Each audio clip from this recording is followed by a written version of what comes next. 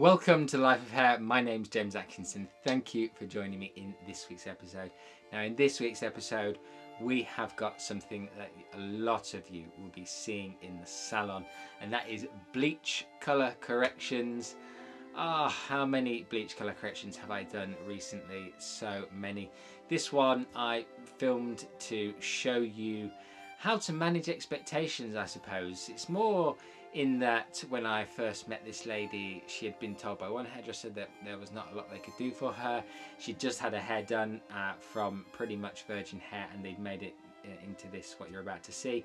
So her expectations were quite low already, but sometimes people have higher expectations of what they can achieve, or they still want to try and get to what they had previously, and that's not always suitable. So in that very initial consultation, you really do need to kind of manage what people think and kind of bring them down to something more realistic. And if they don't want to come down to what you want to offer them, well, sometimes it's better to step away and just, say to them, look, this is all I can do for you right now. If you don't want that, unfortunately, you're probably better to find somebody else to do it for you, or them to attempt to do it for you, because this is the limitations of what I believe. And that is very, very important, because you should have your very own beliefs about what's achievable, what you can do with someone's hair, and you should stick to those. Don't be pressurized into doing something that you're not comfortable with doing. So I hope you enjoy this one, and if you do, you know what to do. If you haven't subscribed, please hit that subscribe button. It makes a massive difference. Hit that thumbs up button and chat to me down in those comments.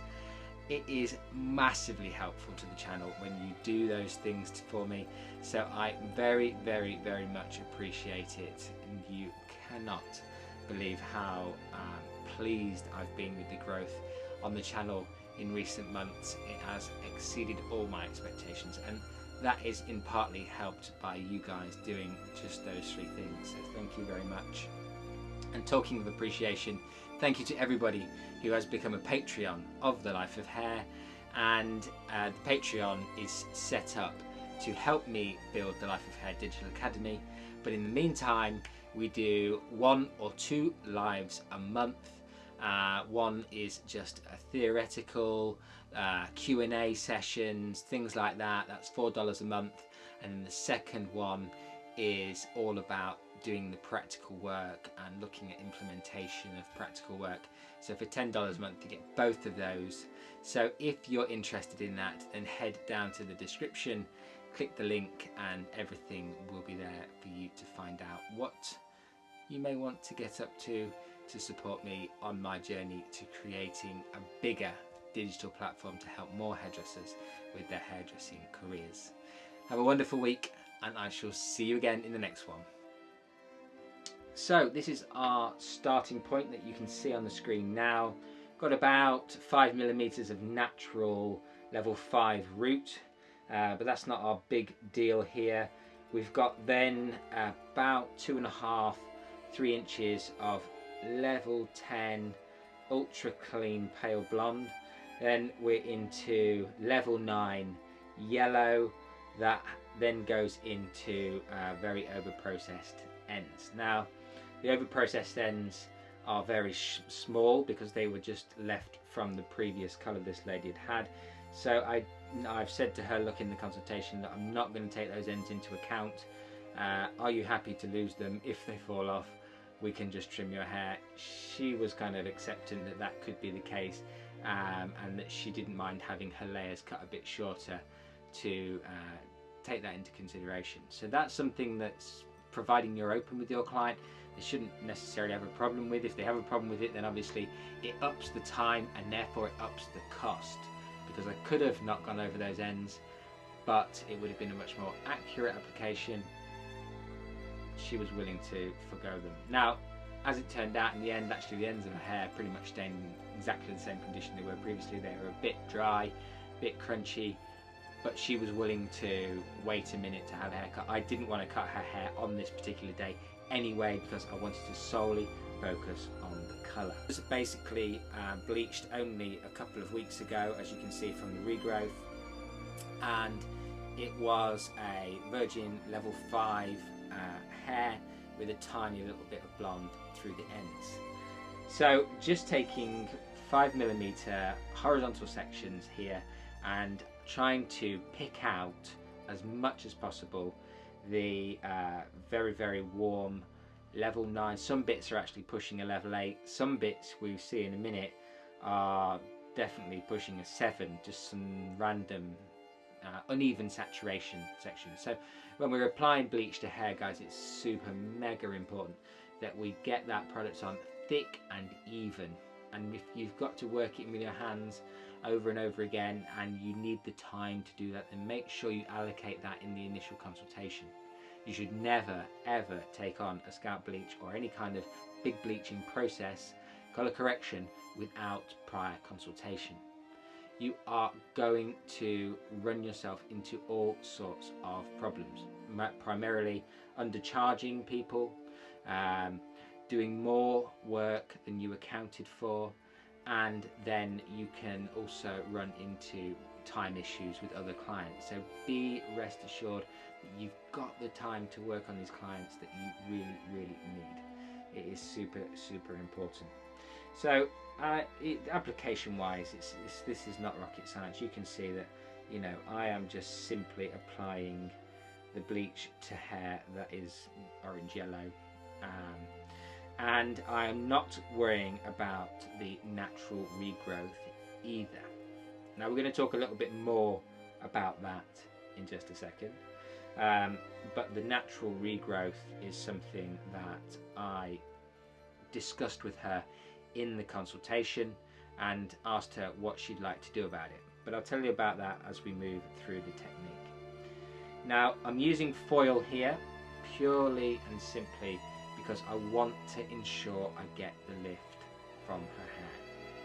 When hair's just been bleached and it hasn't got light enough, I find it can be incredibly stubborn for it to coat that extra little bit to get it nice and blonde. So you have to bear that in mind when we are doing these particular techniques.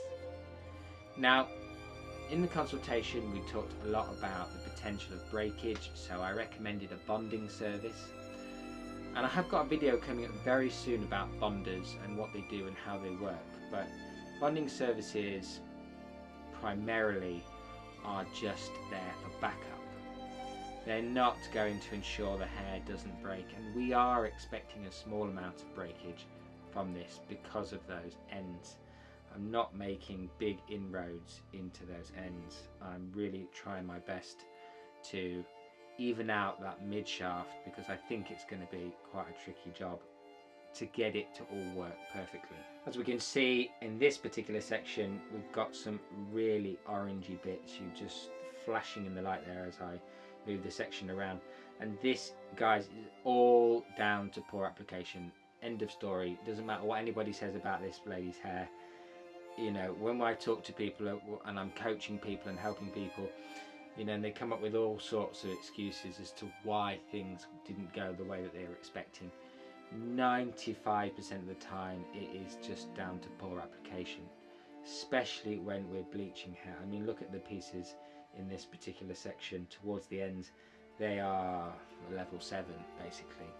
So it's really, really important that we spend the time to saturate. Someone said to me recently, a great catchphrase: if the hair's not white, it won't be light. And what they meant by that is that if you don't get enough product onto the hair, enough bleach that the hair looks white before you cover it or move on, it will not lift. And I thought that was a great way of thinking about it. Another great way of thinking about it is like a cake. You put royal icing on a cake, you can't see the cake anymore. And this very much is the same process. Now, using foil does mean that you don't necessarily need to put it on a foot thick, but you do need to get it on, because the thing about foil is that if you're putting foils in a traditional way and you're putting them right on the scalp and you're making a little hat for your client because the foils are touching the scalp, you are going to trap in natural heat of the body, 36.6 degrees average. But if the foil is further than 1 centimetre from the roots, it's going to be the same temperature as the room. So then the foil's job then is to stop the product from drying out, thus lowering the efficiency of bleach as soon as it starts to oxidize and dry out. So in this particular instance, I am using a very low vol. I'm using Redkin Flash Lift Bleach with Olaplex, and I am using 10 volume, and I am just really focusing on perfect saturation, and I am very much avoiding the lightest parts at the root area, because we're going to deal with those in a different way a little bit later on. But in terms of technique, as you can see, it's massively simple. It's massively simple. Horizontal sections, 5mm, and just making sure that we saturate that hair really, really well as we move through this technique. So once I've finished the application and I've done all 4 quadrants on the head, I will then remove the foil. And it's really, really important for me as I'm going through these techniques to check the back as soon as I've finished, and if the back is ready, then obviously take it off before the sides are finished. You know, the longer you leave hair with bleach or tint, the hair is in an alkaline state, because that's the nature of the products, and when the hair is in an alkaline state, we are creating more damage. End of story. There's nothing more to be said about that. That is the scientific facts. I know that people love low and slow techniques, but the longer you leave the hair alkaline, the more you break down the natural colour molecules, so you're getting lighter results, but you are indefinitely damaging the hair further. Once I have rinsed the back out of the hair, it is time to move on to my favourite part of all bleach jobs, the toning application. And I'm not going to talk massively about this particular toning application, because I'm going to make a separate video talking about this toner specifically. This was more about thinking about the implications and the consultation when we are dealing with clients with these sort of issues. But I'm using 7T on the root area here, which is titanium, which is shades Q, a violet blue background colour, which is a beautiful silvery colour and one of my absolute favourites. So I'm using 7T. Now remember, I didn't do anything about the root area because I knew that I was going to put a root shadow on, because she wanted that slightly kind of softer root area, lower maintenance, in terms of, you know, not needing kind of masses of upkeep every few weeks to get that 1 centimetre of hair coloured. Because when you're doing scalp bleach clients, guys, if they come in with more than 1 centimetre to 1 inch of regrowth, you are dealing with the 36.6 degrees heat coming off the head, and then after that the cold or the temperature that's in the rest of the room, and that can be really problematic. So if your clients are not willing to come back in every 4 to 6 weeks within that window, you don't want to be willing to do their hair in the first place, because you are causing yourself a world of pain every time you need to top up their roots, especially if they're naturally dark.